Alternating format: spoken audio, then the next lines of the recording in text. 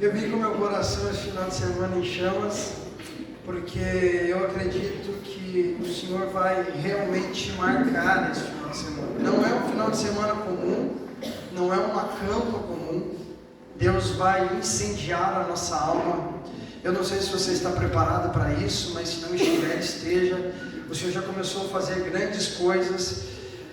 Esse final de semana é o final de semana que você vai deitar na mesa de cirurgia. O Senhor vai abrir o seu peito, vai enfiar a mão lá dentro, vai dar uma mexida assim, vai dar uma apertada, às vezes vai doer um pouco, vai sangrar um pouco, mas Ele precisa fazer isso para que as coisas voltem à normalidade. Então, esteja ciente que este final de semana será um final de semana de muita intimidade, de muita particularidade.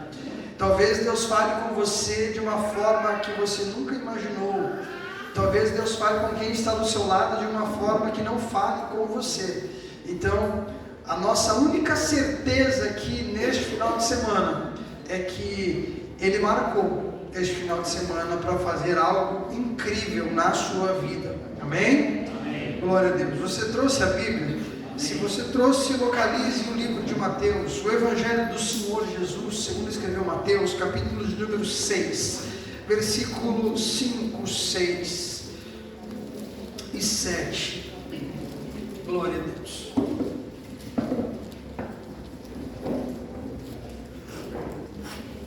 Tanto faz, quer deixar uma só?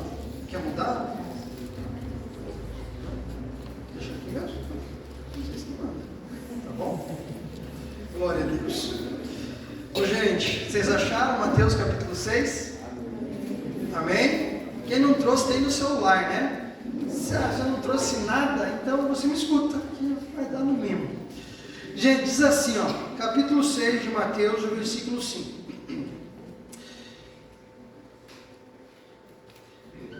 E quando orares, não sejam como os hipócritas, que se realizam em orar em pé nas sinagogas e nas esquinas das ruas, para serem vistos pelos homens.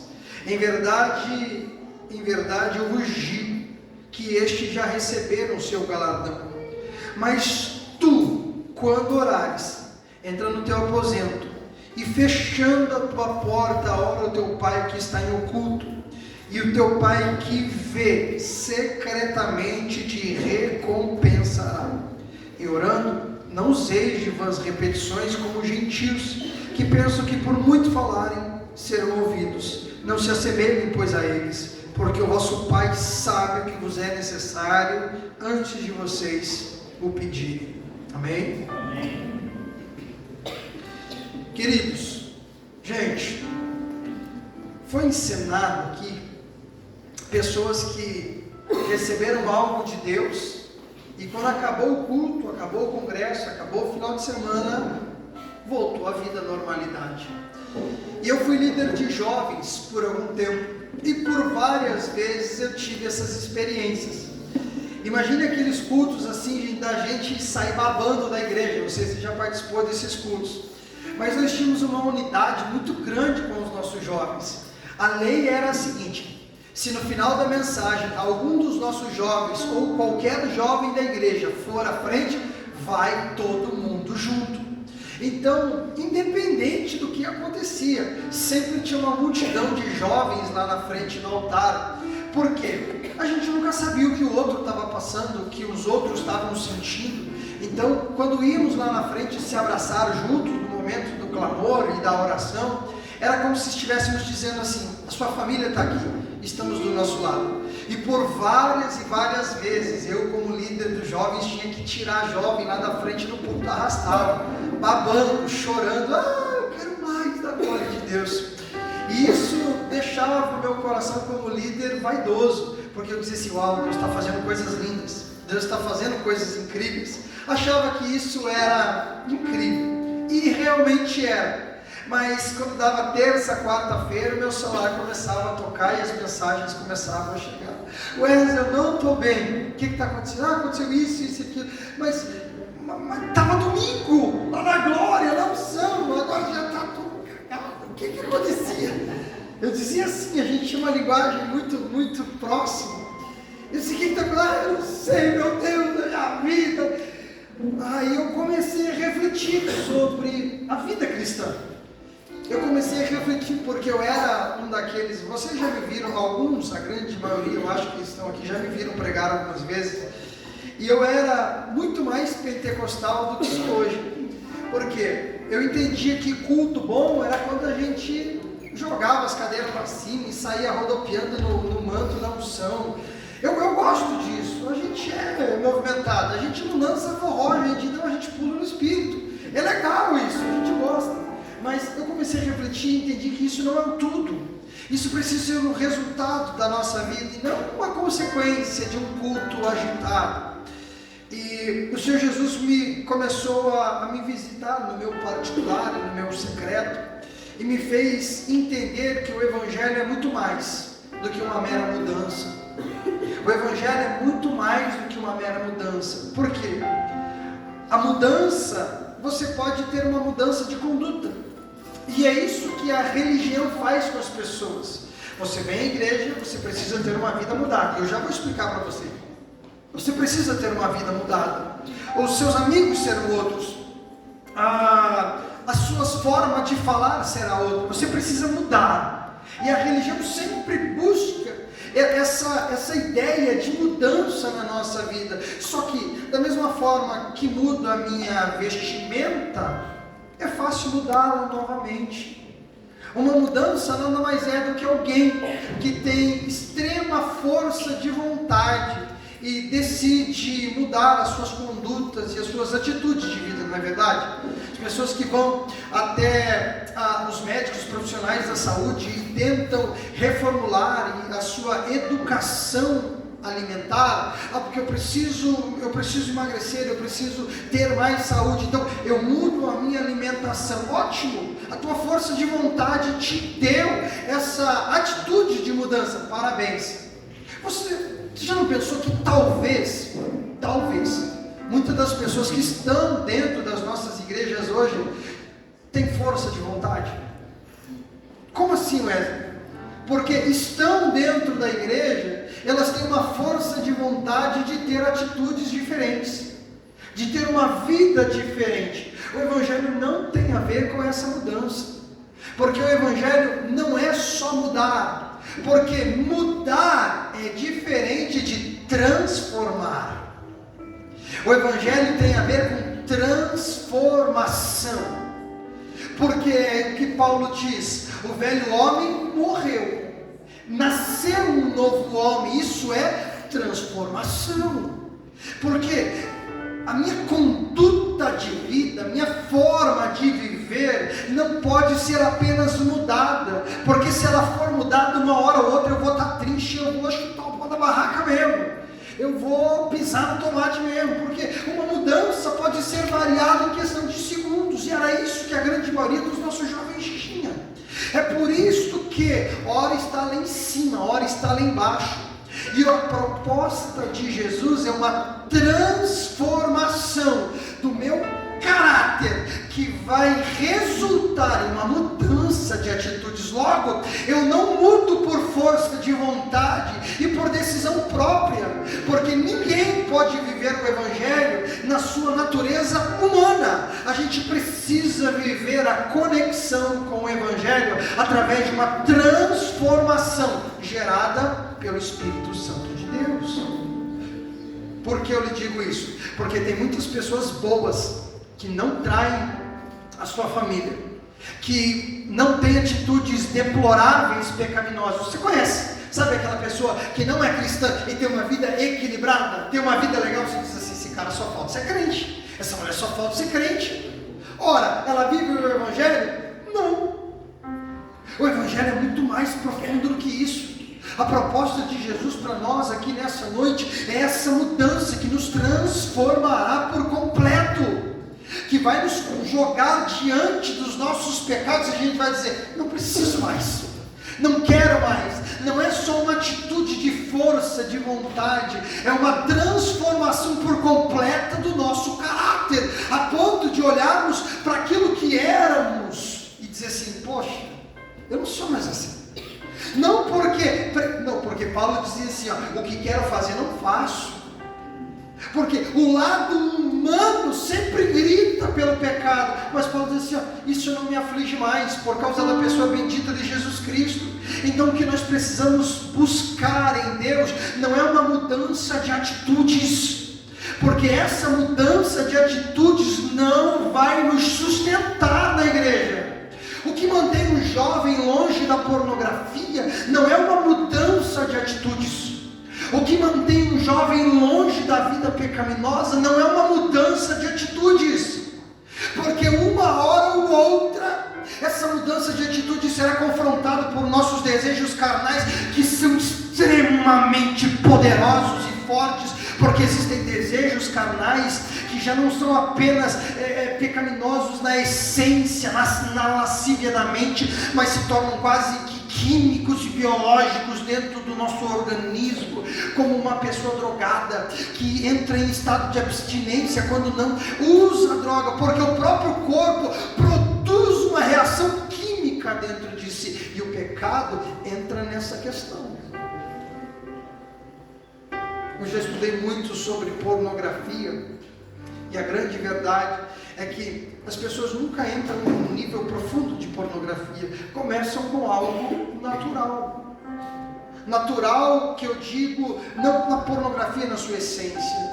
Começam na cobiça, começam vendo um semi-nude e vão subindo de nível, a ponto que só a nudez de uma pessoa não sustenta mais, precisa de ver pornografias terríveis, pesadas, aquilo que dentro da psicologia chamamos de o lado hard pornô.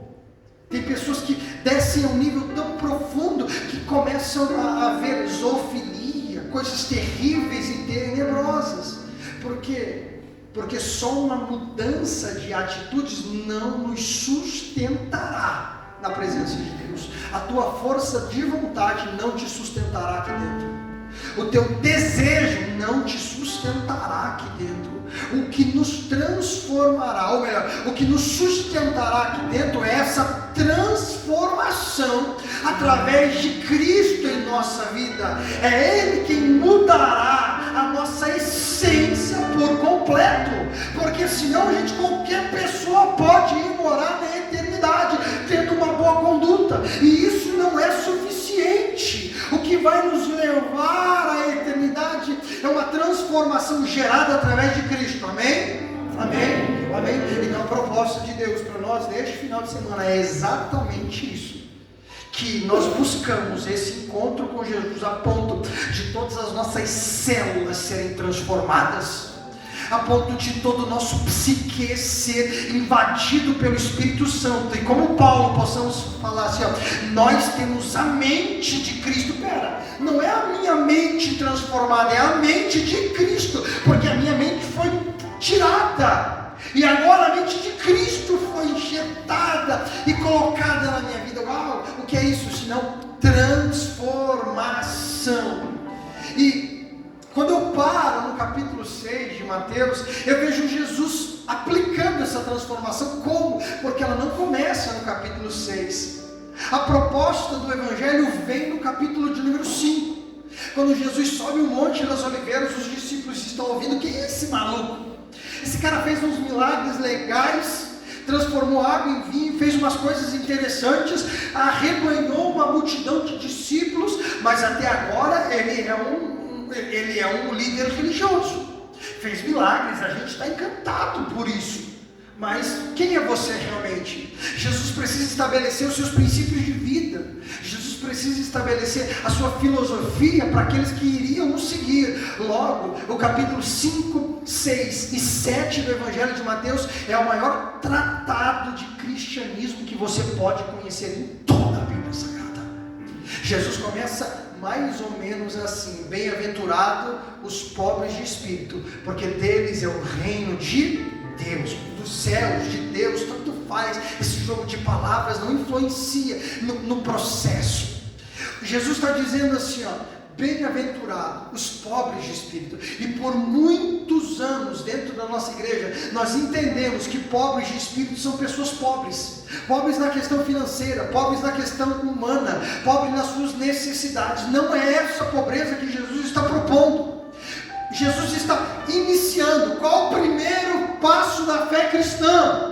Qual o primeiro passo daqueles que vão me seguir? Qual é a primeira atitude daqueles que estarão comigo? Veja, gente, Jesus não está nos ensinando a correr uma maratona de 40 e 50 quilômetros. Jesus está nos ensinando a engatinhar.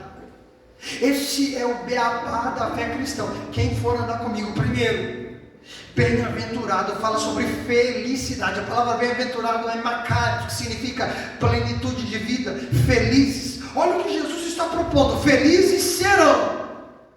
Aonde podemos encontrar a fórmula da felicidade para esse mundo? Aonde possamos encontrar a fonte da felicidade para esse mundo? Vivendo as palavras e a postura que Jesus espera de nós. Você consegue entender por que existem tantas pessoas ansiosas, depressivas e amarguradas nesse tempo?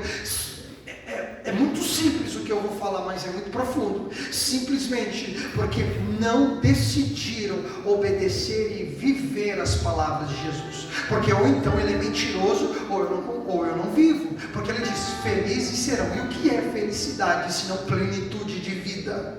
Não está dizendo que não teremos momentos de angústia, não está dizendo que não teremos momentos de tristeza, mas que a nossa alma será plenamente viva e feliz nele. Mesmo tendo momentos de dificuldade, mas não serão essas dificuldades, tristezas e dores que nos sustentarão.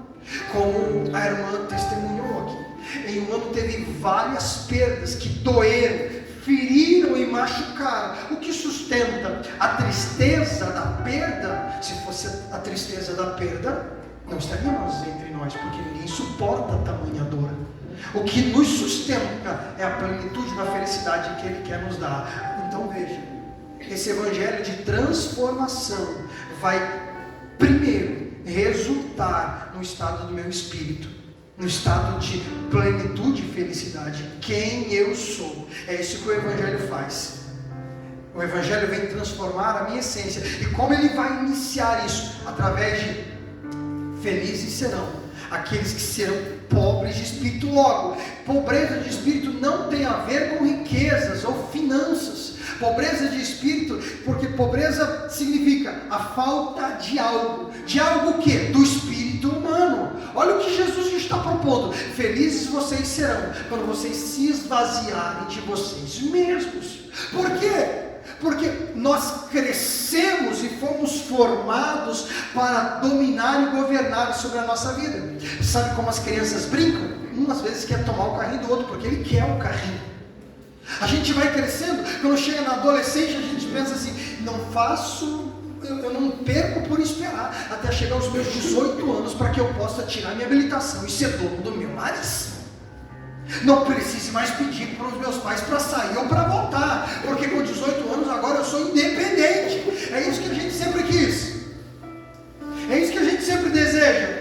Quem é que gosta de receber ordens? Quem é que gosta de ser mandado? Quem é que gosta que alguém diga o que você tem que fazer? Ninguém gosta. Nós gostamos de fazer as nossas maiores escolhas. Imagina que eu chego para você e diz assim: ó, você vai usar essa roupa, esse tênis. Você vai dizer: mas não é o meu estilo, eu não gosto, mas eu estou mandando. Você vai se tornando uma pessoa estritamente complicada. Não vai ficar feliz comigo. O que Jesus está propondo é a perca dessa autonomia. Quando você se esvaziar de você mesmo. Espera, Senhor, então o Senhor está dizendo para que eu possa viver essa transformação plena, a primeira coisa que o Senhor vai pedir para mim é o controle da minha vida. É exatamente isso.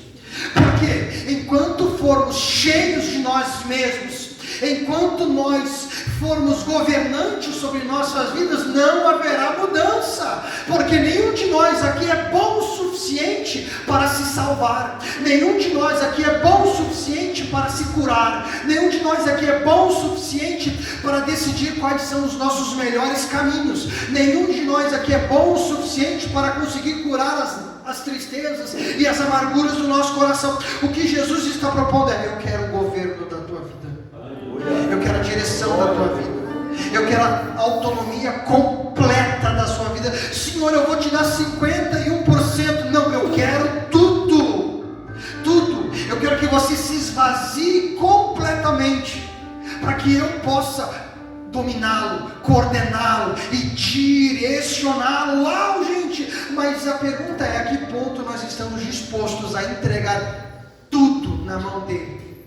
Daí vem a resposta do início. Ou porque somos tão volúveis no reino de Deus, ora estamos bem, ora não estamos bem, ora nós pulamos, gritamos, ora nós... Por quê? Porque Deus não tem acesso completo aos nossos corações. A pergunta é, e você deve responder para você mesmo essa noite: Ele tem acesso ao seu coração? É claro que Ele tem acesso ao meu coração. Não é essa a ideia. A ideia, Ele tem acesso a ponto de coordenar tudo, de gerenciar tudo. Eu gosto de trabalhar com as minhas hipóteses. Eu gosto de trabalhar com... Não, essa pessoa não merece o meu perdão. Aquela pessoa não merece. Não, eu decido isso. É exatamente esse ponto. Quando eu me esvazio de mim mesmo, o meu orgulho cai. Eu não tenho mais direito de dizer quem eu perdoo, quem não me perdoo. Eu não tenho mais direito de escolher qual vai ser o melhor caminho ou qual não será o caminho para a minha existência.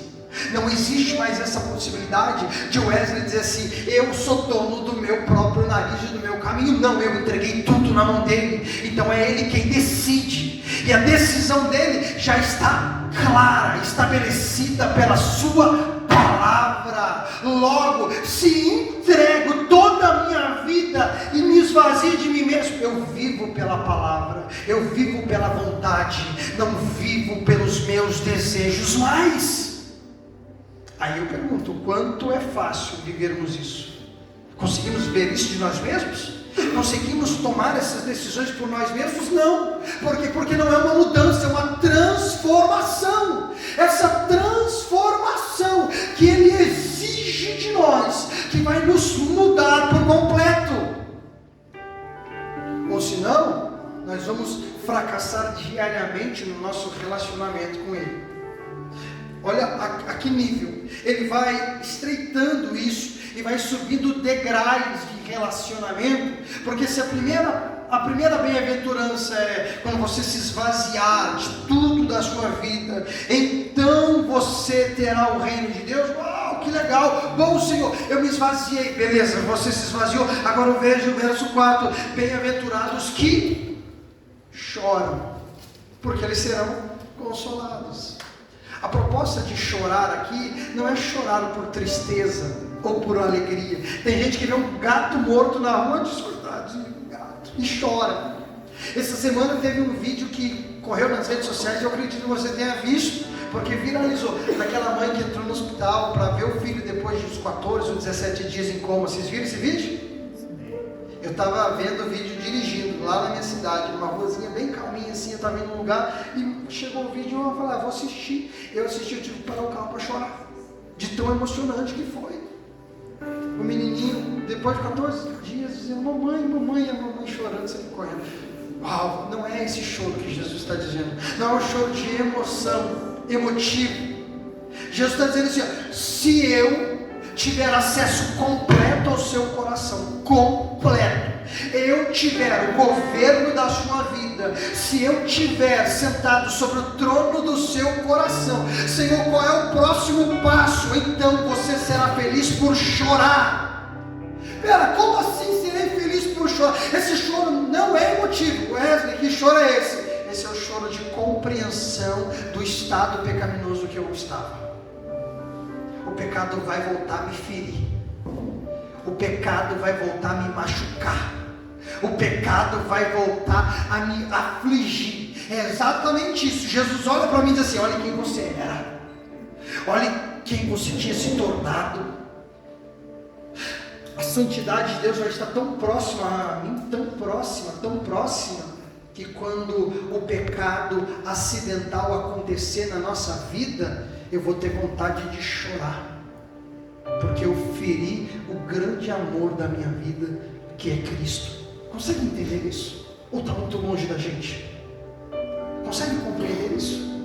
Sabe aquele cara que trai a esposa e chora, se humilha, eu te amo, eu vacilei, eu errei, mas que verdadeiramente ama? Ou aquele filho que a mãe falou assim, não mexe aqui, ele vai e mexe, a mãe chega e diz assim, filho, mamãe está triste com você, porque você mexeu aonde não era para mexer, e a criança, sério mamãe, você está triste comigo? Ele não está triste pela atitude, ele está triste porque entristeceu o coração da mãe. Daí ele chora, mamãe me perdoa, eu te amo, não quero que você fique triste. Os pais entendem isso. É exatamente esse sentimento. Qual foi a última vez que você chorou porque pecou? Pastor, o problema é que eu só posso chorar pelo pecado cometido quando realmente eu fui transformado. Pera, quantas vezes a gente ouviu que não existe pecadinho e pecadão? Existe para Deus? Não existe para Deus pecadinho e pecadão? Não, porque o preço na cruz foi o mesmo. Foi ou não foi? O preço para a pornografia foi o mesmo para o adultério, para o assassinato, para tudo. Até para mentira. Mas eu só vejo gente chorando. Meu Deus, por quê? Por causa das consequências humanas. Eu só vejo gente chorando quando o pecado é muito grande. Por quê? Porque tem uma série de consequências que vão o acompanhar. Mas pera, calma. Eu acho que talvez a gente da igreja colocou alguns pecados na prateleira de cima e selecionou eles. Porque o que dá disciplina na igreja hoje é adultério, fornicação, só. De resto, a gente vai levando. Então a gente selecionou alguns pecados que nos ofendem mais. Mas eu não vejo ninguém chorando porque mentiu, porque colou na prova. E colar na prova é pecado. Pera, deu risada, né? Não, mas vamos ser sinceros, eu não estou sendo religioso ao extremo, eu não estou sendo. Mas o que é a cola? A cola nada mais é do que você surrupiar uma informação que você não tem. E a prova é exatamente para que você coloque os seus conhecimentos ali. Concorda comigo? Não vejo ninguém chorando que colou na prova. Por quê? Porque talvez, pastor, ele não seja o Espírito Santo que esteja nos convencendo. Entendeu? Não. Se o Espírito Santo tivesse livre acesso ao nosso coração e nos governasse por completo, qualquer pecado feriria ele. Sim ou não? Porque a santidade de Deus é tão grande, mas tão grande, que os serafins voavam ao redor do trono e cobriam os rostos, cobriam os pés. Por quê? Por que cobriam os rostos? Porque não conseguimos olhar para ele, porque ele é tão santo que não conseguimos. E os serafins são seres santos que ardem em fogo. Então a gente é santo, nunca pecou, mas não consegue olhar para ele, porque a santidade dele ofusca a nossa vida. Então a gente cobre o rosto, cobre os pés, porque aonde ele pisa também se torna santo. Então a gente voa ao redor dele, e a única coisa que a gente consegue dizer é: santo, santo, santo é o Senhor dos exércitos. Por quê? Porque quando a gente se depara com a santidade de Deus, por menor que seja o pecado, ele vai nos afligir. Minha camiseta é branca. Se cair um pinguinho de qualquer sujeira e manchar aqui, você não vai conseguir olhar para a brancura dela. Você vai olhar só para, tá suja a camiseta do branco. É ou não é? Pessoa tomou banho. Está limpa, cheirosa, penteou o cabelo, mas está com um tatu no nariz. Você vai olhar só para aqui. Meu Deus, que pessoa porca. O pecado precisa ter essa entonação na nossa vida. Se não tiver essa entonação na nossa vida, não é o Espírito Santo que está me convencendo do pecado. Sou eu mesmo com as minhas convicções. Consegue entender isso? Ou está muito longe da gente? Consegue compreender isso? Por que a gente gente se arrepende do pecado, se não for pelo Espírito Santo. E a proposta de Jesus é essa: você será feliz quando chorar. Senhor, por quê? Porque você vai entender que o pecado fere a minha honra. Você vai entender que o pecado fere a minha santidade. Você vai entender que o pecado fere o nosso relacionamento. Então você chora, não por causa do pecado, mas você chora porque você me fere com as suas atitudes pecaminosas. Então tudo que eu faço que fere a Ele, o Espírito Santo vai dizer: ó, vacilou. Gente, eu estou casado há 2 anos e meio, quase 3 anos. Tem uma coisa que a gente vai aprendendo no casamento, é que a gente conhece a expressão da nossa esposa e ela conhece a nossa. Tem dia que do nada, você pensa: eu fiz alguma coisa. Porque você conhece a expressão. Ela não precisa falar nada, mas às vezes é o mínimo.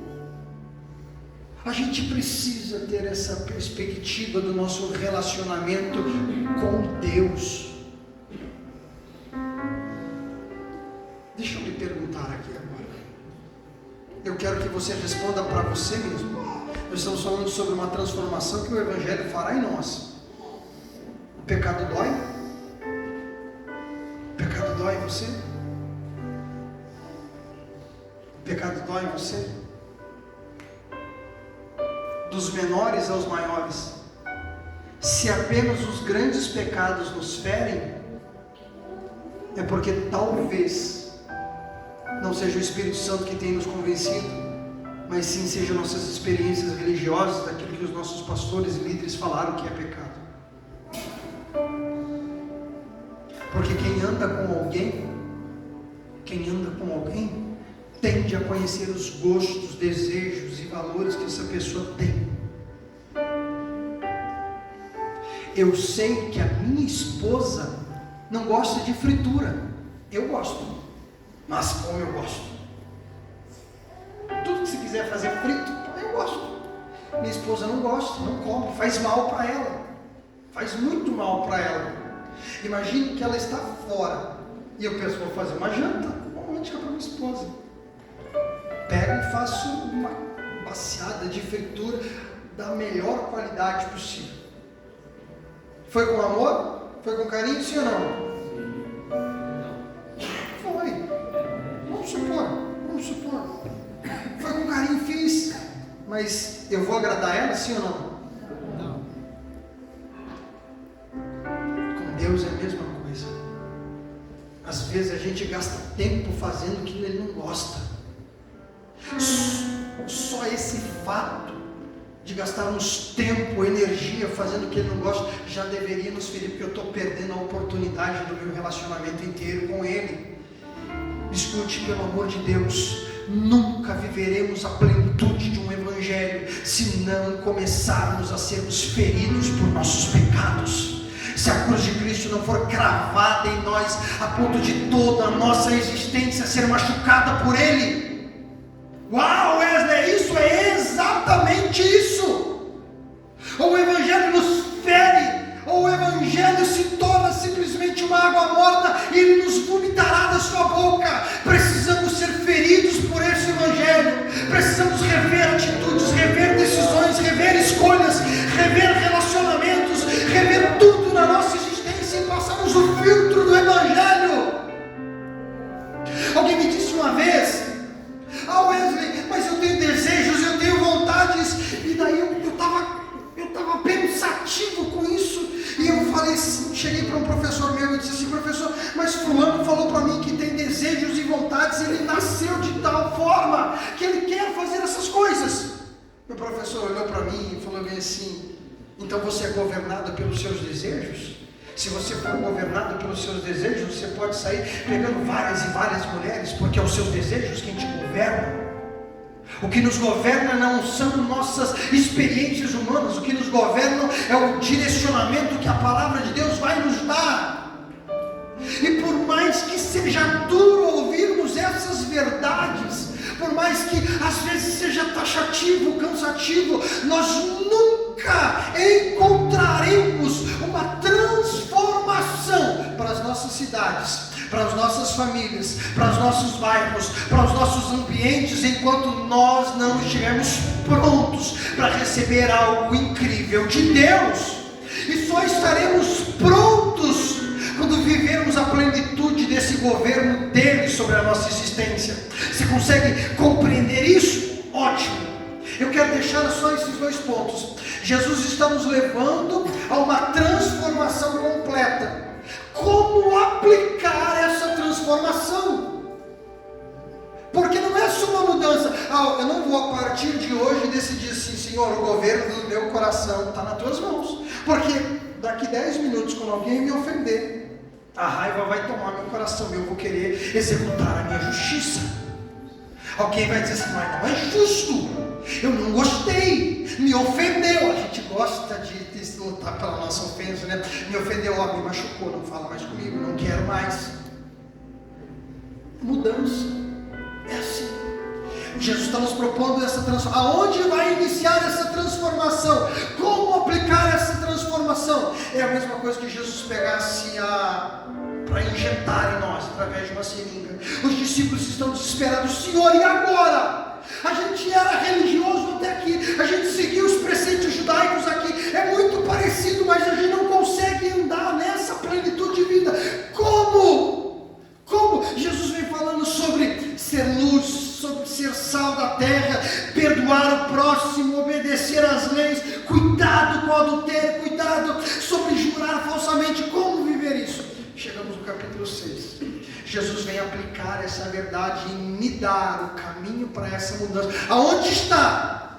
Jesus diz assim: e quando orares, somente pela oração nós vamos conseguir aplicar uma vida de mudança em nossa existência.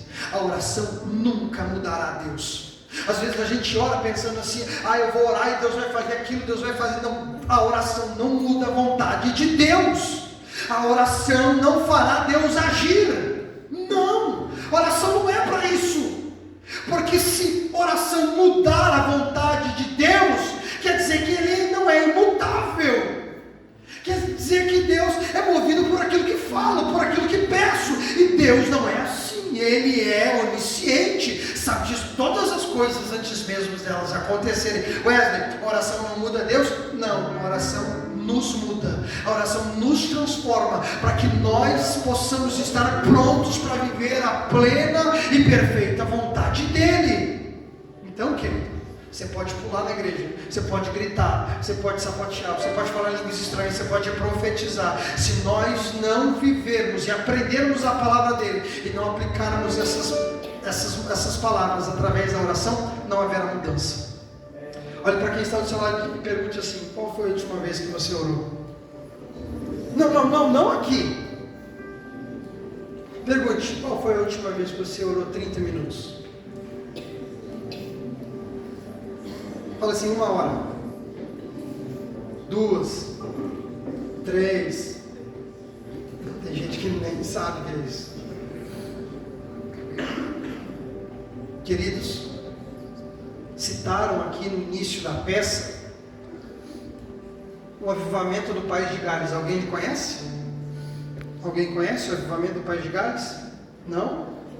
Deixa eu contar para você como nasceu essa história. País pequeno da Europa, muito pequeno. Tinha um rapaz, esqueci o nome dele agora, meu Deus do céu. Evan Roberts. Nasce no final do século XIX. Ele tem 13 anos de idade. Ele sobe ao monte da cidade, olhando para toda a cidade, estende as mãos e diga: Senhor, salva o País de Gales, salva a minha nação, salva essa terra. Ele ora todos os dias com as mãos estendidas: salva a minha nação. Ele tem 19 anos de idade. Ele vai ter a primeira experiência incrível com Deus. E ele diz assim: Senhor, salva o País de Gales, na oração. E ele é próximo da meia-noite. Ele diz assim: ele vai orar o Pai Nosso: Pai Nosso que estás no céu, santificado seja o seu nome, venha a nós o teu reino. E quando ele vai continuar, ele não consegue. E ele fica teu reino, venha a nós o teu reino, venha a nós o teu reino, venha a nós o teu reino. E o dia clareia e ele está dizendo, venha a nós o teu reino. E ele não entende o que Deus está propondo para ele. Ele vai embora, continua orando. Quando ele tem 23 anos, gente, faz 10 anos que ele está orando. 10 anos, não é 10 minutos, não é um dia, 2 dias, é 10 anos. E Deus não fez nada. Nada aparente, mas havia transformado aqui dentro. Aqui dentro. Quando ele tem 23 anos, Deus diz assim, ó, não adianta apenas orar. Como assim, Senhor? Não adianta apenas orar. Vai à batalha. Pregue para os seus amigos da faculdade. E ele chega e prega o evangelho do reino para os seus amigos, que é exatamente o que eu estou pregando para vocês aqui. E ele chega e diz assim, vocês têm que sair do trono do coração de vocês, se arrependam dos seus pecados, se arrependam das práticas de vida pecaminosas de vocês. Por quê? Porque Jesus morreu na cruz. Os homens caem de joelho, instantaneamente confessam os seus pecados, aceitam a Jesus, e eles juntam uma comitiva de pelo menos uns 100 jovens e começam a orar todas as noites junto com eles no monte. Salva o país de Gales. Quando ele tem 26 anos, Deus diz, a hora é agora. Com 26 anos faz assim, ó, bum! Eles saem por todas as... E em 10 meses, mais de 100.000 homens e mulheres entregam a vida para Jesus no país de Gales. 10 meses, quase todo o país entregou a vida para Jesus. 10 meses. E a gente não consegue ganhar a nossa rua para Jesus. A gente não consegue ganhar nosso vizinho para Jesus. Por quê? Porque a gente sempre está flertando nesse fracasso e levanta e fracassa. Ora está bem, ora está lá embaixo, ora, tem hora que não ora. Por quê? Porque vivemos uma vida de inconstância.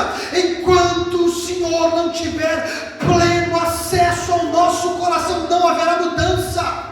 Enquanto não nos apaixonarmos com todas as nossas forças pela oração e pela Bíblia, não haverá mudança. Você escolhe, eu escolho. Viva uma vida dentro da igreja e daqui a 10, 15, e porque passa rápido 10 anos, gente, eu já estou com 31, parece que foi ontem que eu tinha 20, a vida passa assim.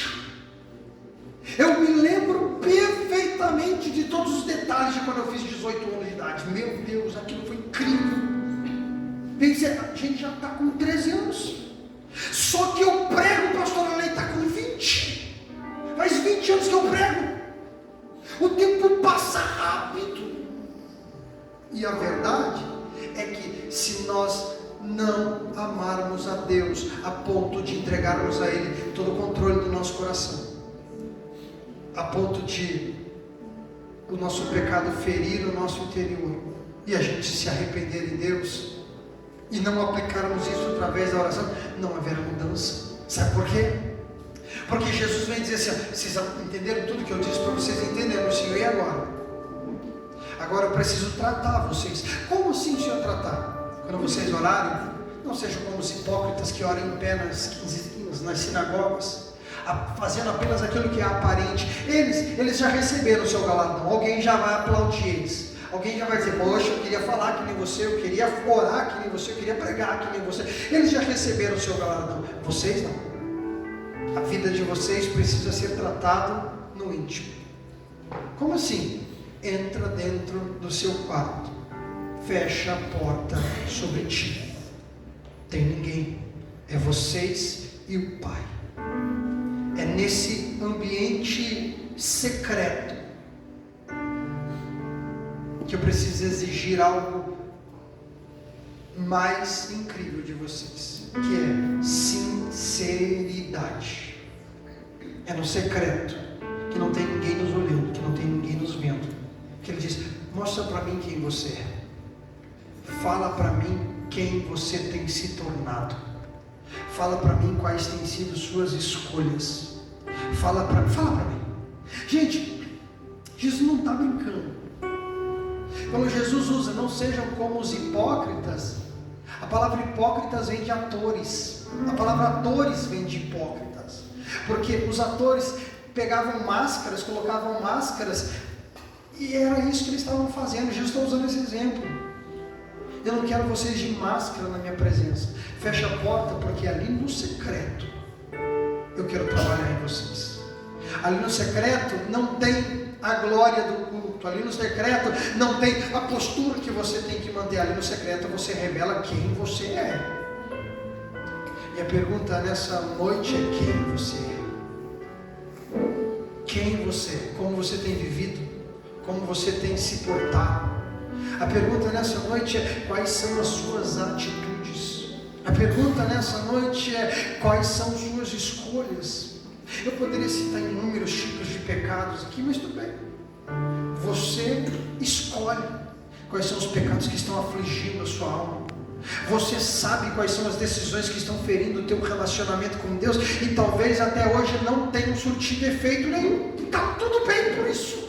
Está tudo beleza.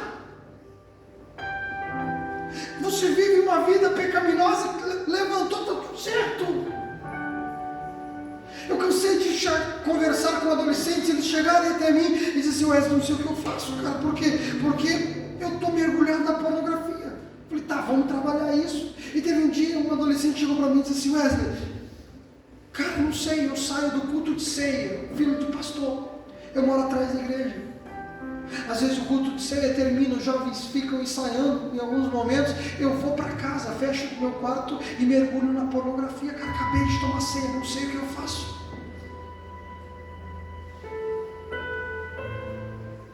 Da mesma forma que temos coragem de, no fechado das portas, revelarmos os nossos pecados mais sujos e mais podres, hoje,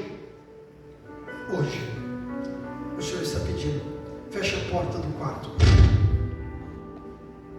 deixa eu entrar aí dentro, fala para mim quem você é, fala para mim o que você tem se tornado, fala para mim quais são as suas grandes atitudes.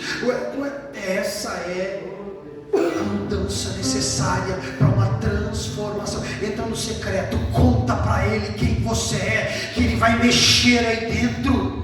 Ele vai dizer: eu quero um lugar que é meu, sai do trono do teu coração, deixa eu governar a tua vida, deixa eu decidir pela tua história, deixa eu mostrar o que é o melhor para você. Eu vou te afastar de pessoas por agora, eu vou terminar alguns relacionamentos necessários, eu vou fechar algumas coisas. Eu preciso mexer em ambientes que você até hoje não tinha deixado e permitido. O Evangelho é essa transformação.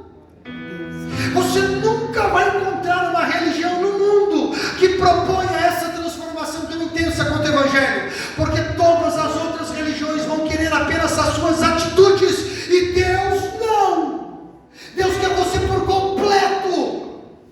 Não adianta nada ter uma atitude do lado de fora esplêndida, mas por dentro está podre, está sujo, está pecaminoso. Deixa Ele entrar aí dentro no secreto, na vergonha da nossa vida. Deixa Ele entrar aí dentro e deixa Ele mexer. Deixa. Eu me lembro de um cara fenomenal na Bíblia chamado Jacó. O cara viveu uma vida de perturbação a vida inteira, mentindo para o pai, mentindo para a mãe, roubando o irmão, defraudando as pessoas. Mas ele é filho do patriarca Abraão, ou de Isaac. Ele é filho de Isaac, é o cara. O avô dele é Abraão. Meu Deus, Abraão, Isaac e Jacó. Deus, o cara. A minha família é toda crente, o nosso Deus é poderoso. E Deus está tratando com Jacó e nada.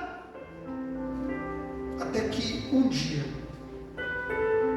ele está em um lugar sozinho e aparece o anjo do Senhor, de forma corpórea. Ele entendeu que é o anjo do Senhor. Quando o anjo apareceu, ele grudou no anjo e não soltou mais.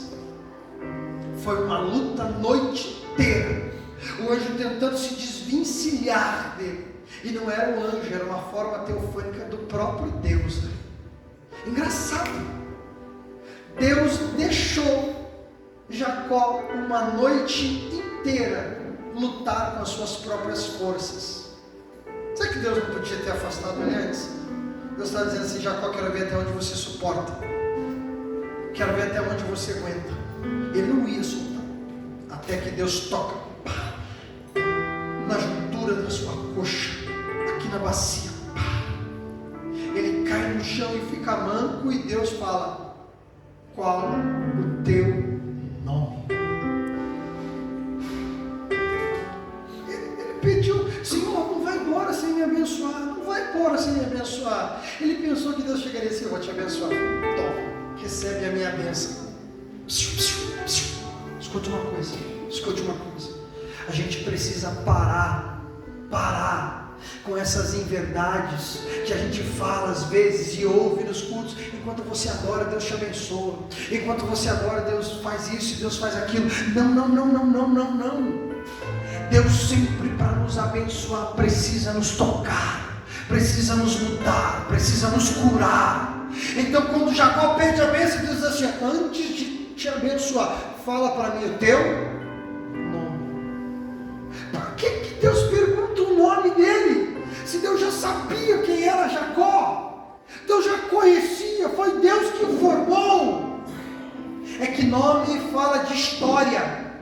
Quando eu for embora, alguém vai dizer assim: ó, quem pregou no retiro de vocês de 23? Alguém vai dizer assim: foi Wesley, porque nome remete à história. O nome remete à história. Deus está olhando para Jacó e diz assim: conta para mim a tua história. Fala para mim quem você é. Fala para mim o que te trouxe até aqui. Fala para mim como você se comportou até aqui. Gente, aí pega pesado. Aí pega muito pesado.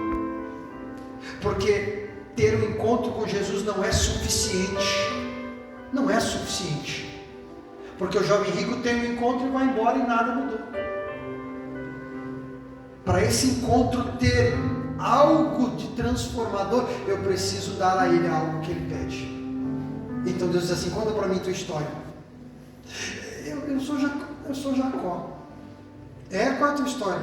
Roubei, defraudei, enganei, menti, fiz um monte de coisa, causei dissensão entre meus pais, causei dissensão na minha família, eu fiz tudo de errado, baseado numa história que eu era crente, baseado numa história que minha família era crente. Esse sou eu, e é exatamente o que Deus está propondo aqui nessa noite. Quem é você? Nessa noite, Ele não pergunta simplesmente quanto tempo você vem à igreja. Nessa noite, Ele não pergunta simplesmente quanto tempo você participa do manto, quanto tempo você canta, qual é a história de você. Não. Nessa noite Ele está dizendo assim: conta para mim a tua vida, conta para mim aquilo que você não conta para ninguém, conta para mim aquilo que você não diz a ninguém, conta para mim. E aí a questão é: você tem coragem de vomitar tudo diante deles assim? Esse sou eu, Senhor. Estou me intoxicando com o meu passado, estou me intoxicando com a minha vida, estou me intoxicando com todos os meus vícios pecaminosos. Esse sou eu. Fique de pé comigo, por favor.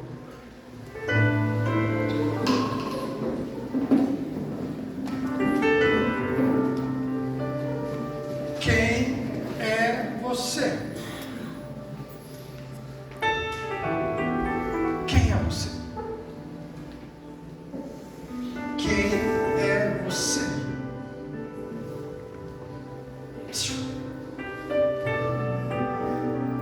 Quem é você? Deus quer saber aonde você está andando. Quais são as suas escolhas e decisões? Quais são os seus caminhos? Quais são a pecaminosidade? E uma hora Ele toca. Uma hora Ele toca. Escute isso que eu vou te contar. Se hoje é o dia de abrirmos o nosso coração, me escute. Eu prego desde os 13. Faço 32 esse ano. Esse ano fazem 20 anos exatamente. Eu comecei a pregar em 2013. Não, é ano que vem. Ano que vem eu faço 20 anos pregando. 2004 que eu comecei a pregar. vivi uma vida, me escute por favor, eu vivi uma vida para Deus. Eu abri mão de tudo para Ele, tudo. Eu abri mão de sonhos humanos, eu abri mão de tudo que você possa imaginar. Era um adolescente de 13, 14 anos de idade que não tinha amigos da minha idade, porque tudo que eu queria fazer era o buscar. Eu entreguei a Deus os meus caminhos, os meus sonhos, minhas escolhas, minhas decisões completas. Tudo que você possa imaginar de um jovem que se entregou a Deus fui eu, porque eu nunca pedi para ser pregador. Deus me fez uma promessa. Eu estava sentado em um banco dentro de uma casa, num culto do lar uma vez. Uma mulher olha para mim e diz assim: você prega? Eu falei: não. Você canta? Eu falei: não. Era um culto na casa da minha tia, fui obrigado, porque era um culto na casa da minha tia com 13 anos de idade. Aquela mulher olha para mim e diz assim: pois a partir de hoje, ame essa palavra, viva com essa palavra, Deus vai mudar a tua história e vai fazer de você um pregador do Evangelho. Para uma criança de 13 anos de idade. Gente, dali em diante eu orava 2, 3, 4, 5, 6, 7 horas seguidas, todos os dias. Jejuava intensamente. Tudo que eu fiz foi por amor a Deus. Então, eu comecei a viver coisas incríveis de Deus. Milagres, jovens e adolescentes, eu pregando sempre para jovens e adolescentes.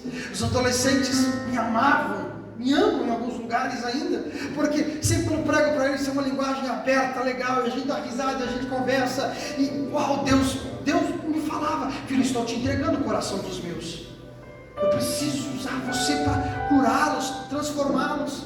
Ótimo. Mas eu comecei a lentamente, sabe, pregando, dar uma relaxada. Algumas amizades cristãs que não tinham boa conduta, eu falava para alguns amigos: cuidado, essas amizades não têm uma conduta cristã. Mas a gente vai se levando tão lentamente ao pecado, tão lentamente, que a gente não vê, que a gente começa perdendo essência. Me escute, eu nunca contei isso. Tudo que Deus me pediu para fazer, eu fiz. Eu conheço minha esposa, a gente começa um relacionamento muito legal. Com 3 meses eu falei assim: eu caso com essa menina. Eu já estava com 28 para 29 anos, disse assim: uau, eu preciso, é isso, a esposa que eu encontrei. E a gente peca. A gente peca todo dia, né? Mas sexualmente falando. Isso acarreta uma gravidez. Quando ela me liga, o chão some. Do meio da vista para cima escurece. Eu não desmaio porque eu estava sentado. Eu fui para o meu quarto, dobrei o joelho e falei: Deus, eu não posso pedir para o Senhor intervir isso, porque se tem uma vida ali, foi o Senhor quem nos deu, mas é resultado de um erro. A primeira coisa que eu pensei foi tudo aquilo que Deus havia construído para a minha vida, eu tinha enterrado. Eu olhava para Deus em lágrimas, desesperado: me perdoa porque eu estraguei os seus planos, me perdoa porque eu frustrei a tua vontade. Você não tem noção o que é olhar para 18 anos de uma vida serem enterrados. Eu olhava para Deus e dizia assim: e os adolescentes que eu tanto cuidei e zelei, os jovens que eu liderei, e agora? Pensei: acabei com tudo. Mas nunca me passou pela ideia de abandoná-lo, parar, não. Falei: Senhor, eu vou te servir. E se eu estraguei tudo, eu vou continuar falando do teu amor para as pessoas que eu conheci tanto bem. Mas eu entrei em crise, em desespero. Ah, que semana intensa. Pego meu carro, vou fazer uma viagem até a casa dos meus pais. Eu morava sozinho com a minha irmã em Curitiba, meus pais no norte do Paraná. Chego lá, meus pais extremamente tradicionais. Falei assim, gente, eu estou aqui para pedir perdão para vocês. Meu pai olhou, e nós, aquela família muito sisuda, não tem essas intimidade de, sabe, perdão, eu te amo. Não, a gente vai levando, a gente se ama de um jeito diferente. Quando eu falei assim, eu preciso pedir perdão, a minha mãe estava estendendo roupa num varalzinho, olhou o que aconteceu, e eu contei. No afã da emoção, a minha mãe descarregou em cima de mim. Meu pai ficou em silêncio, e eu só sabia chorar. Chorar. Eu estou pedindo perdão aqui para vocês, porque eu fracassei como filho, fracassei como pregador, eu fracassei em todas as áreas da minha vida. E agora eu vou casar. Isso não tem dificuldade. Nosso casamento estava marcado, a gente só adiantou.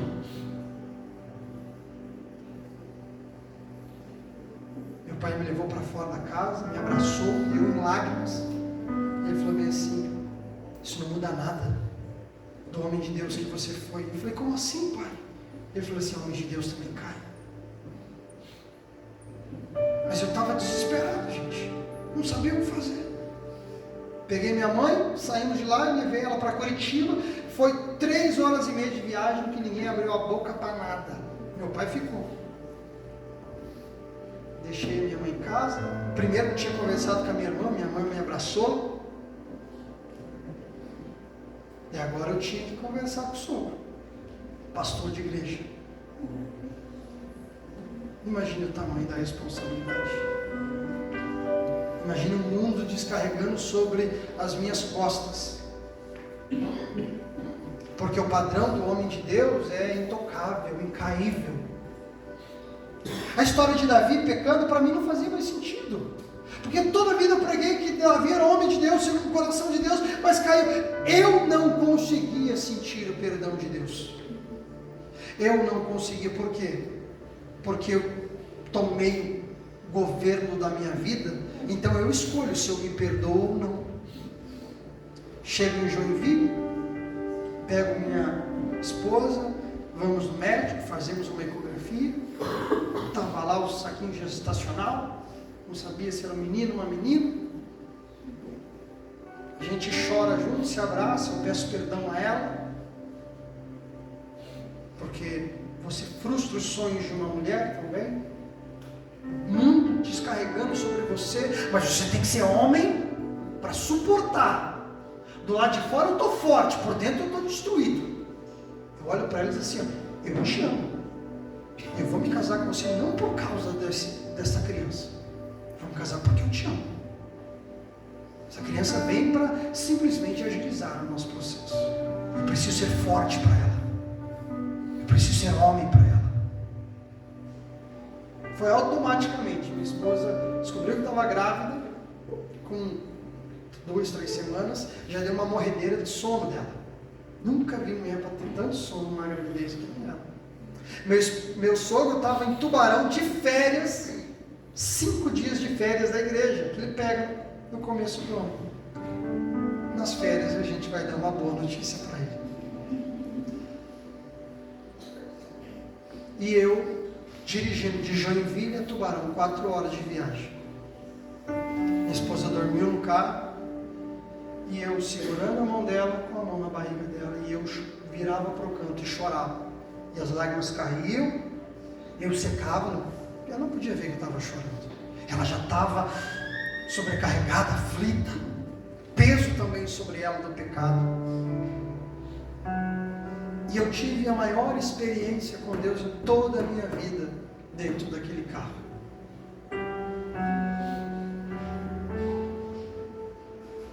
Eu dirigindo, chovendo muito, segurando a mão da minha esposa. E eu me perguntava, por que, Senhor?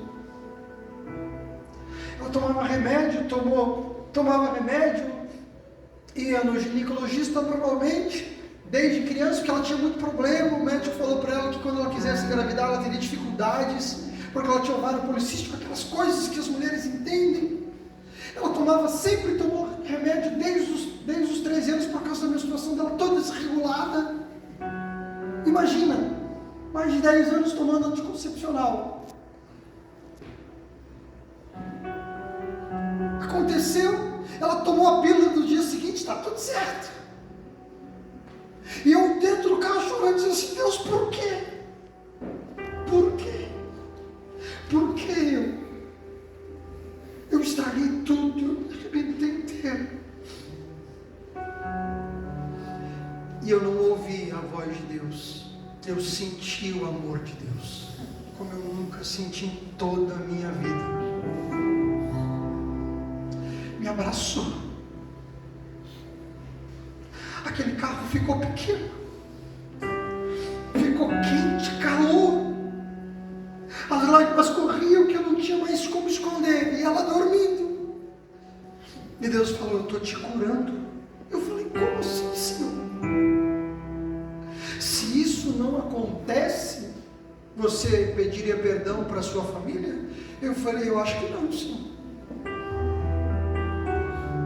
Pediria perdão para o seu pastor? Eu falei: eu acho que não, Senhor, que eu já tinha pedido. Você quebrou elos de confiança e de relacionamento. Estou te livrando de entrar em um casamento levando a legalidade do pecado. Porque pecados não confessados, pecados não resolvidos na cruz de Cristo, são legalidades eternas. Deus me fez sentir o seu amor, porque Ele precisou me expor para me curar em plenitude. E Ele disse assim: te levarei a ambientes de cura, que se você tiver essas legalidades não poderá entrar. Ali Deus cura o meu coração. E minha esposa: acorda, o que está acontecendo? Eu falei assim: Ele está falando comigo aqui. Eu chego, peço perdão para o meu sogro. Eu falei: estou aqui para te pedir perdão como homem. Estou para te pedir perdão como homem, porque desonrei a tua casa, desonrei a tua filha, desonrei a tua família, desonrei o teu ministério. Me coloco à disposição do ministério. Meu sogro me abraçou, chorou, falou: eu cuidei da filha e do filho de muitos nessa situação, por que eu não vou cuidar da minha filha e de você que agora é meu filho? Estou curado familiarmente, mas e o ministério e agora? Chamo o meu pastor, peço perdão a ele. Ele nem queria me colocar em disciplina. Eu falei: não, pastor, dá uma disciplina, pastor. E agora? O tempo vai passando, a gente prega de vez em quando aqui e ali, mas estou ferido. Estou em um culto, na mesma igreja que eu conheci minha esposa de Joinville, casado com o neném no colo. Deus levanta um homem e diz assim: eu não anulei nenhuma das minhas promessas. Aleluia. Glória a Deus. Te curo, te saro, porque preciso de você em ambientes de cura. Estou aqui nessa noite para dizer para você que Ele quer entrar no teu secreto para te curar. Como estou aqui nessa noite para te dizer que teu pecado não confessado são legalidades que o diabo terá acesso na tua vida para muito tempo. Estou aqui para dizer que enquanto mais você administrar esses pecados, mais o diabo terá acesso à tua alma e ao teu coração. Estou aqui para dizer que a cruz de Cristo precisa ser cravada na tua alma. Ele precisa do governo completo da tua vida. Você não tem direito de não se perdoar. Você não tem direito de não permitir que Ele te perdoe. Você não tem direito de ser Senhor sobre a tua vida. Você não tem direito. É por isso que Ele te chama ao secreto da tua existência hoje. Vem que eu quero curar, vem que eu quero conhecer a tua história. Vem que eu quero saber quem você é. Vem que eu quero saber quem você é.